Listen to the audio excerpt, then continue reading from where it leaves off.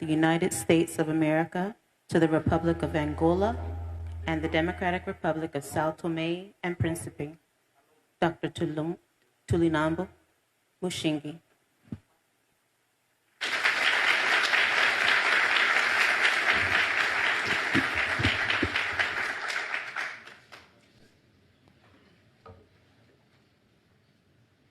Excellency Ms. Carolina Cerquera, President,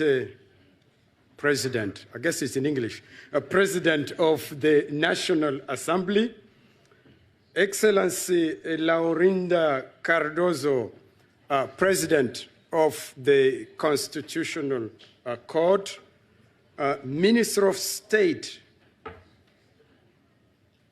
General Furtado, Minister of State Adaon Almeida, Minister of State Dalva Ringote Allen, members of the Angolan government, distinguished guests, and all protocol observed, ladies and gentlemen, senhoras e senhores, good afternoon, boa tarde, and welcome to this event.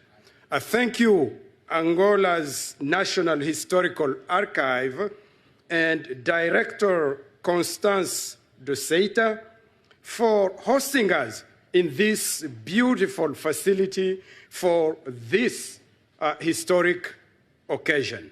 This year, thank you.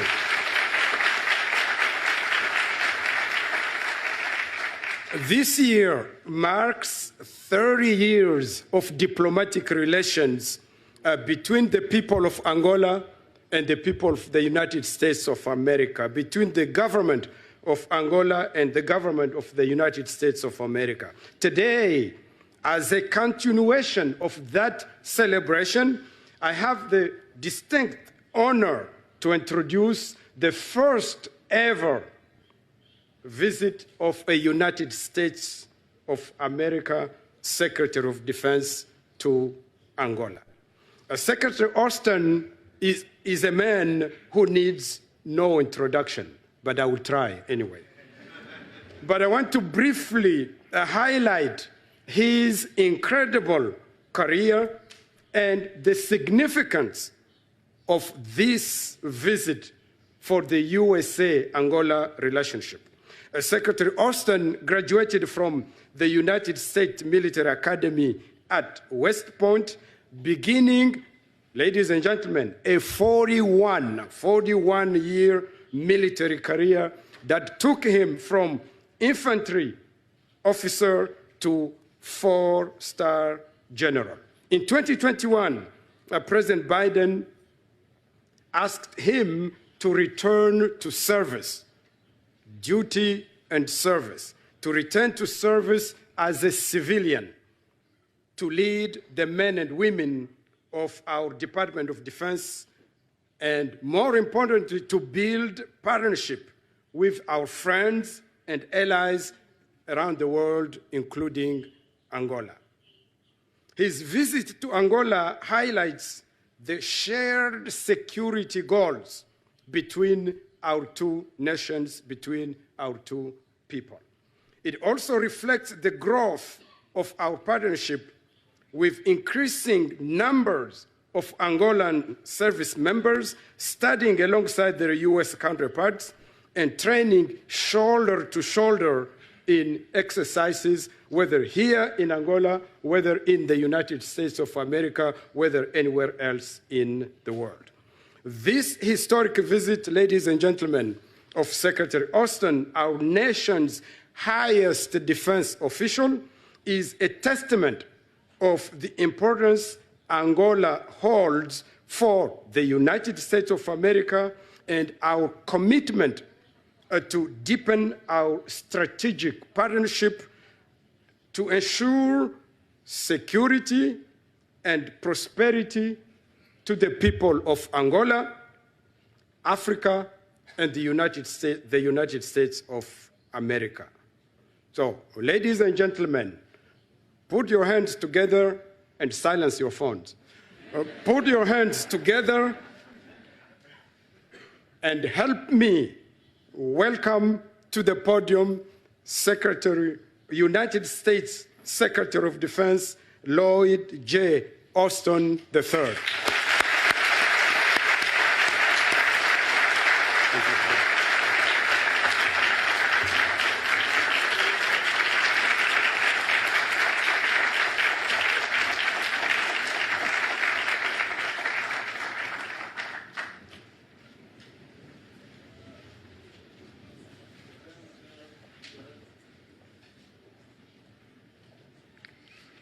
Well, thank you, Ambassador, for that very kind introduction. And good afternoon, everyone. You know, this really is an outstanding crowd.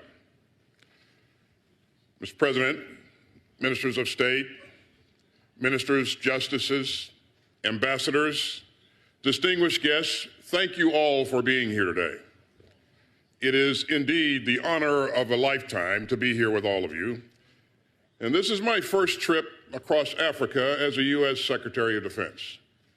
And it's also the very first visit, as you heard the ambassador say, the very first visit to Angola by an American Secretary of Defense. So it is especially fitting that we are gathered at Angola's National Archive, because I believe that we can make even more history together and we can make even more progress together. My team and I arrived in Angola yesterday after some great meetings with our valued partners in Djibouti and Kenya. And I'm especially pleased to be wrapping up a busy week-long trip to Africa here in Angola. Over the past few years, America's relationship with Angola has taken huge strides, and Angola has become a highly valued, highly capable partner for the United States and a rising leader in the region and beyond. So we're deepening our cooperation with your government on military modernization and training, maritime security, and medical readiness. And we're committed to working together even more closely on peacekeeping, climate, intelligence, space cooperation, and more. So I'm here in Angola to strengthen that robust and equal partnership. But I'm also here to underscore an important point, and that is that Africa matters. It matters profoundly to the shape of the 21st century world. And it matters for our common prosperity and our shared security. And Africa also matters deeply to the United States and to my boss, President Biden. And I can tell you firsthand that the President believes that Africa's success is crucial to all of our futures. You know, his passion for Africa goes all the way back to his days as a young senator. So, when President Biden spoke to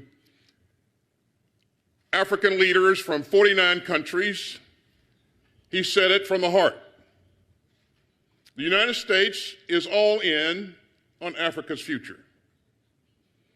Now, the President also knows that the continent faces major challenges.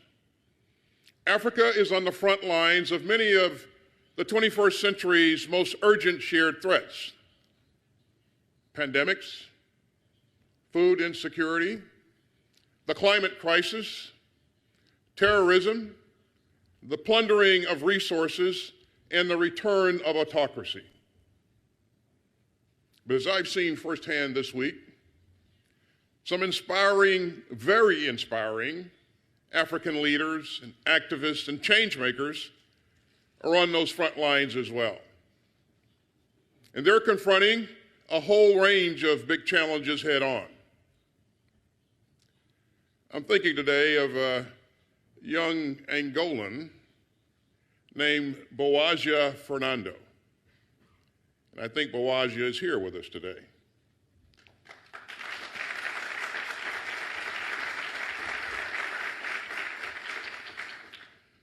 Boaz is an entrepreneur working to end food insecurity here in Angola. And several years ago, he received a fellowship from our State Department to study in the United States.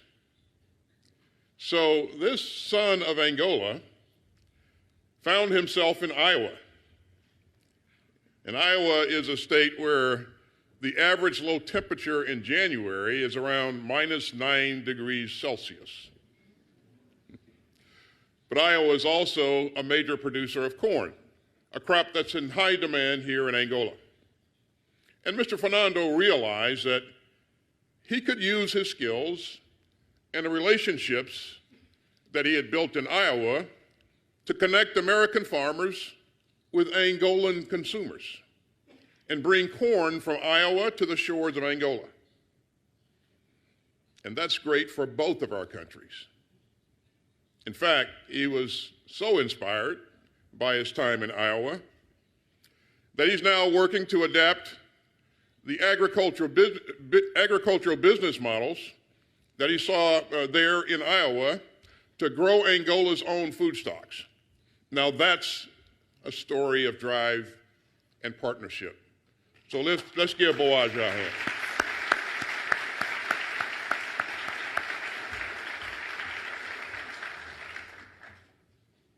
And that's just a tale of one young person. But when you stack together all the energy of this country and this continent, and when you add up everything that I've seen this week, well, I come away from this trip with a whole lot of optimism about Africa's future.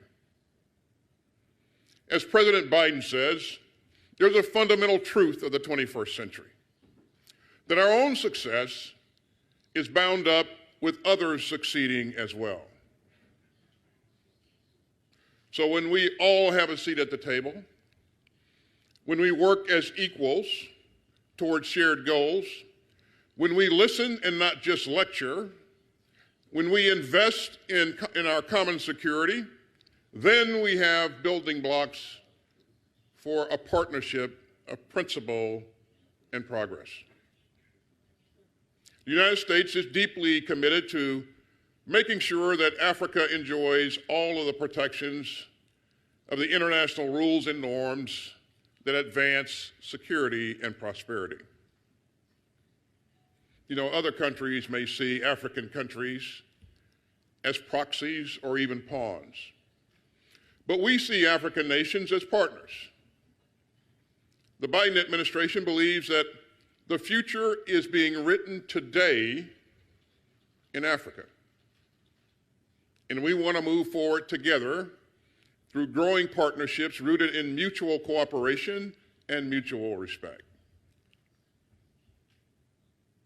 Now, you've heard this administration's commitment to Africa from President Biden, Vice President Harris, Secretary of State Blinken, the First Lady, and many more. But as the Secretary of Defense, I'd like to focus today on how we can build on defense partnerships that advance our shared security and extend our shared values. So I'd like to talk about how the United States military is working with our valued partners in Africa to make the continent and the world more secure, more open, and just. I'll talk frankly about the challenges that we face on security, counterterrorism, and 21st century dangers. And I'll tell you why I'm so optimistic that our shared future is one of peace, prosperity, and above all, freedom. Now, our military cooperation with our African partners today is far stronger than it was just a few years ago. We're working to deepen defense relationships that are rooted in equality and mutual respect. We're joining hands with new partners and building new coalitions to oppose aggression and uphold sovereignty.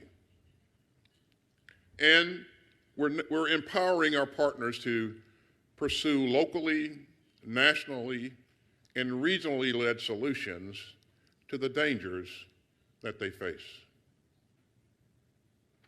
These threats include violent extremism, piracy, cyber vulnerabilities, and climate disasters. All too often made worse by weak governance and predatory institutions and persistent poverty. So we're determined to work with our valued African partners to develop the capabilities that they need to keep their people safe. So our outstanding U.S. Africa Command, led by General Michael Langley, provides a range of support to our partners in Africa. And that includes professional military education, capacity building, counterterrorism, logistics, and much, much more. To further grow the capacities of our African partners, President Biden last year established the 21st Century Partnership for African Security. Now, this important initiative supports AFRICOM's work up and down the continent, from building up maritime capabilities and capacities in Djibouti to training alongside Kenyan forces on special operations. Now, many of our partnerships, including with Angola, focus on our expanding cooperation on maritime security. African coastal nations must be able to tackle threats at sea, from trafficking and piracy to illegal and unregulated fishing. So we're working with our partners to block illicit activity, to deepen interoperability at sea, to protect local fisheries, and to keep the commercial shipping lanes free for everyone. Now, far too many Africans still face persistent threats from violent extremist organizations. Terrorist groups like Al-Shabaab and ISIS deliberately target innocent civilians and wreak havoc on communities across the continent. And their cruelty propels waves of suffering and instability that spill across borders. So African security forces must be able to combat these groups and defend their sovereignty to protect their people. And that's a key focus for AFRICOM. Last year, the United States reestablished a small, persistent military presence in Somalia. That has led us to do far more to advise, assist, and train the forces taking the fight to Al-Shabaab. And under President Hassan Sheikh, Somalia has made important strides towards retaking its territory and disrupting the group's vicious attacks. We're also deepening our counterterrorism cooperation with Kenya, Morocco, Tunisia, Djibouti, and many others. And the United States is helping our friends in Africa to build strong institutions and to tackle the long-term forces that breed extremism. But we also take a broader view of security. You know, it's always easier to stamp out an ember than it is to put out a blaze. So we're doubling down on conflict prevention, especially through the U.S. strategy to prevent conflict and to promote stability. We're working with 7 African partners to find creative ways to prevent conflict before it starts and to invest in locally led solutions to buttress lasting peace. One of our key partners here is Mozambique, whose president I just hosted at the Pentagon last week. 4 years ago, the Maputo peace accords sought to end the years-long surge in violence. And since then, nearly all former combatants have been demobilized. And Mozambique is working to get former fighters integrated into promising new lives.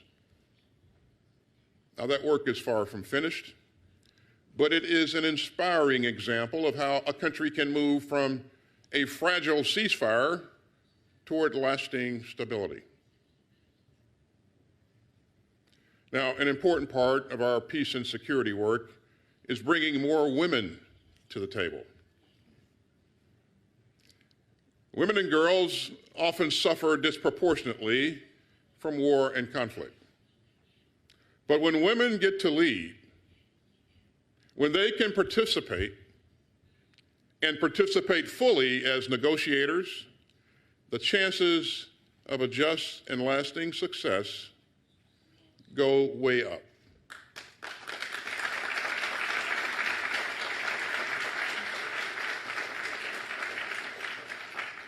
And so that's why Angola hosted an important conference on women, peace, and security in March. Now, we're also working more closely with our African partners on several emerging threats. And like the rest of the world, life in African countries is increasingly online. So we've been working together to deepen cybersecurity for our friends, as well as expanding cyber information sharing to help African countries fight the digital malice of outside misinformation and disinformation. We're also cooperating more closely in space. Last year, at the first U.S.-Africa Space Forum, we committed to working together on the peaceful use and exploration of outer space. And I am delighted that Nigeria and Rwanda recently signed the Artemis Accords, which lay out principles to guide space exploration. And these principles are shared principles. And we look forward to doing much, much more with our African partners in this important domain. We're also brought together by the ongoing battle against infectious disease. So we're redoubling our efforts on pandemic response and medical readiness. You know, COVID-19 taught the whole world a stark lesson. And that lesson is that a threat to global health anywhere is a threat to security everywhere. So I am proud that the United States delivered some, I think, 200 million vaccines, COVID vaccines to sub-Saharan Africa, including nearly 11 million to the people of Angola. And during the first months of the COVID pandemic, the Department of Defense provided medical equipment and assistance to our partners here in Angola, and we're very, very proud of that, along with the work that we did throughout the rest of Africa.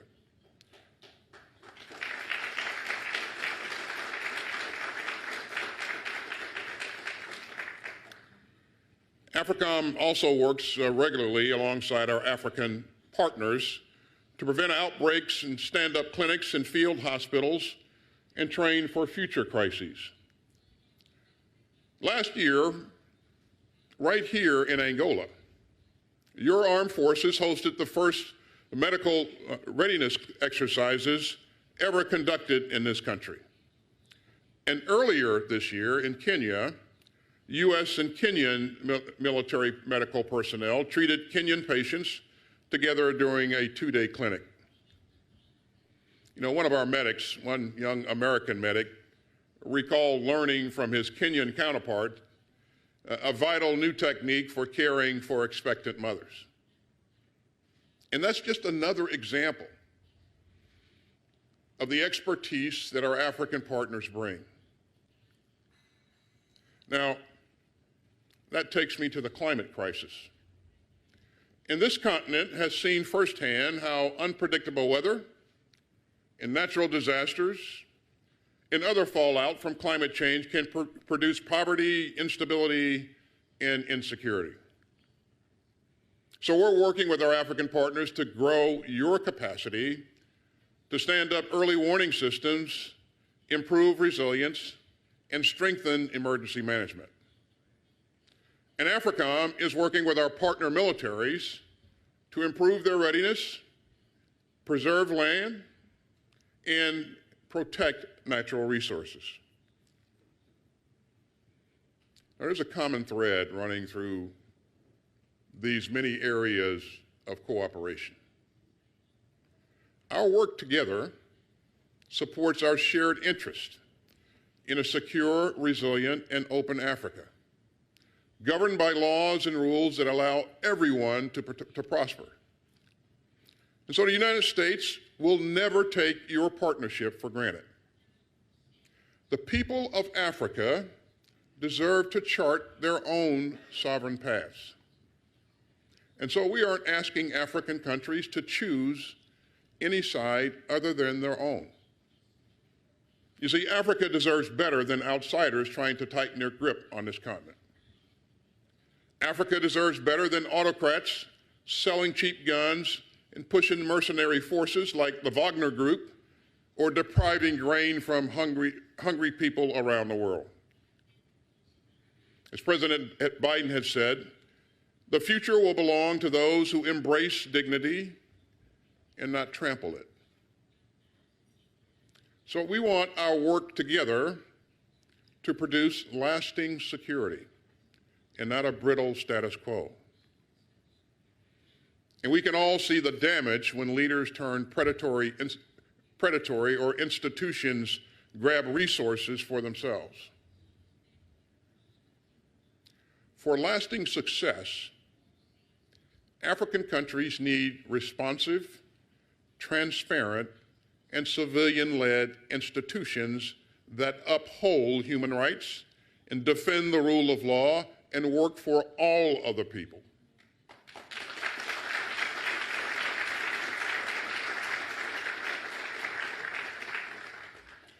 And Africa needs civilian leaders who keep faith with their citizens and heed their voices.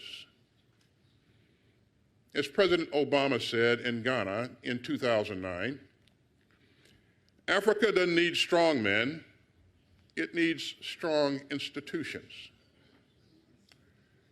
So the United States is committed to supporting whole-of-government policies that advance peace, security, and democratic governance together.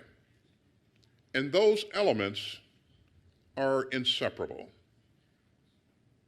And that's especially important at this moment of profound challenge for democracy in Africa. Across the continent, we've seen autocrats undermine free and fair elections and block peaceful transitions of power.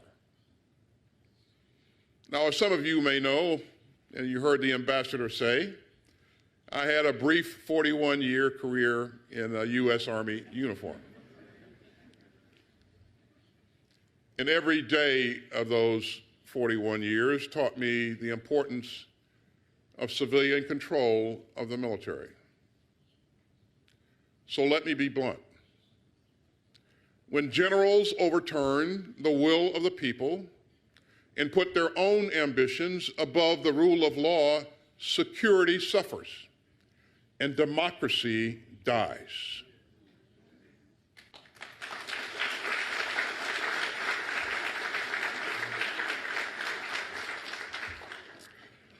As the Biden administration strategy for sub-Saharan Africa notes, effective, legitimate, and accountable militaries and other security forces are essential to support open, democratic, and resilient societies and to counter destabilizing threats. Or to put it more bluntly, militaries exist to defend their people and not to defy them. And Africa needs militaries that serve their citizens and not the other way around.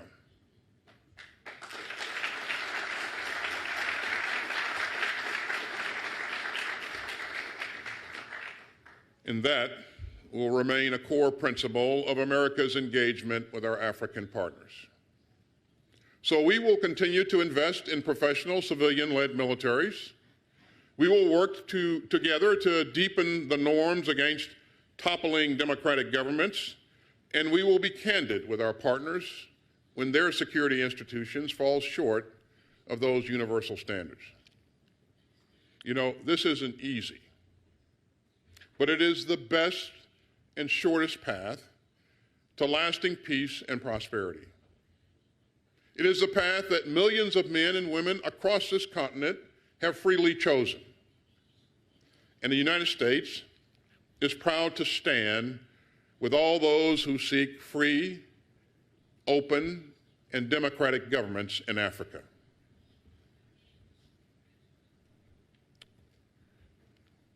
Ladies and gentlemen, I've been deeply, deeply moved by the hospitality, the leadership, and the idealism that I've witnessed this week. I'm also moved to be here today at a site that enshrines Angola's past, both the glory and the grief. You know, it's very American to believe that hope can be stronger than history, but it's also very African. We all know that the United States and Angola were first connected by the slave trade. And 4 centuries ago, slavers from far away put the men and women and children of this country into shackles. People who looked just like you and me. And the horrors of slavery will always be a part of the shared history of our two countries, and we must never forget them. And today, our countries are joined in very different ways, and by our shared dream of a bright future that can help to heal the agony of the past. And today, the ocean that once carried desperate and enslaved people from Angola to America has become a basin of peaceful cooperation. And last year, the United States and Angola were 2 of the 18 countries that signed the joint statement on Atlantic cooperation, declaring our shared commitment to a vast region of law, conservation, and peace. We know that the walk to freedom can be long, and no one gets it right all of the time. You know, I love my country so much that I fought for it. But America isn't trying to cover up for our imperfections. When a democracy falls short, when it falls short of its best traditions, as we all sometimes do, the whole world gets to see it. But that's not the point. The genius of a democracy is not that it's perfect. The genius of a democracy is that it can always open up space for it to let its citizens strive to live the universal values of freedom and self-government and human rights. And the genius of a democracy is that it is always a work in progress. And that's personal for me. I am a child of America's segregated South. I grew up in a time of legalized and racist segregation in America.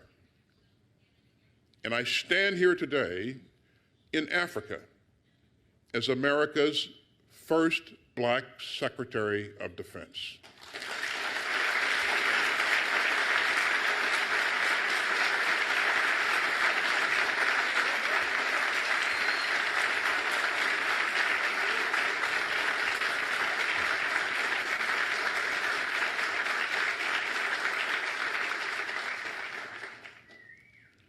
So I believe with all my soul in the progress that we can make together. I've seen institutions move from discrimination to democracy. I've seen leaders learn powerful lessons from the tragic past. And I've seen democracy become a mighty engine for its own renewal. Now, my story is not your story. And my country's journey is not your country's journey. But I believe to my core that our dreams are shared and our futures are linked. In 1966, one of my heroes, Robert F. Kennedy, traveled to Cape Town, some 2,000 miles south of here. And he said, "Nations, like men, often march to the beat of different drummers. And the precise solutions of the United States can neither be dictated nor transplanted to others. But what is important is that all nations must march toward increasing freedom, and toward justice for all, and toward a society strong and flexible enough to meet the demands of all of its people, whatever their race, and the demands of a world of immense and dizzying change that face us all." Now, ever since Senator Kennedy spoke those words, the immense and dizzying change that he described has only sped up. And there is one clear way to confront that change, and that is together. So in the years ahead, let us stand together as equal partners. Let us work together on the great security challenges of our times. And let us march together toward increasing freedom and justice for all. Thank you very much, and many, many thanks for your tremendous hospitality.